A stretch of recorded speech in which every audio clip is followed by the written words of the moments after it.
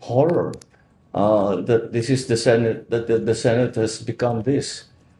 I look at my other fellow senators. Madalas kaming nagtitinginan ni E.S. Ralph. Sinasi, ganito ba tayo? Ganyan ba tayo nung senador tayo? Meron ba tayong ganyan na ginagawa? Hindi tayo ganyan. Paano nangyari? Yung Senado, hindi na kagaya nung panahon natin. Dahil nagpe-personalan na eh.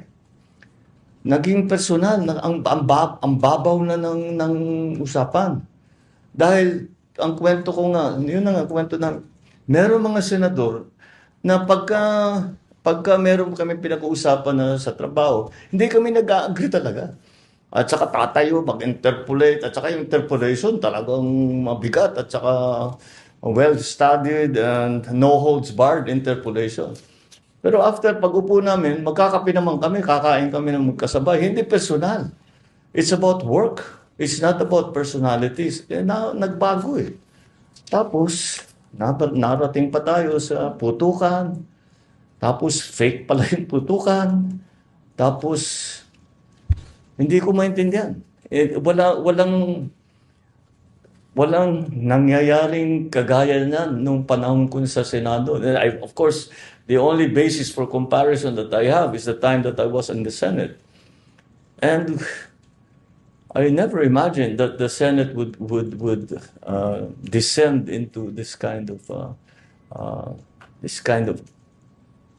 what's happening right now. And then I was watching the comments of former SP, another colleague of ours, Senator Frank Drilon.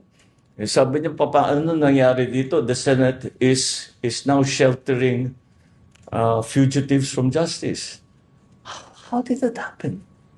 I don't understand how a Senate is supposed to function if those are the kind of things that the Senate is embroiled in. I hope they figure it out soon. I really do.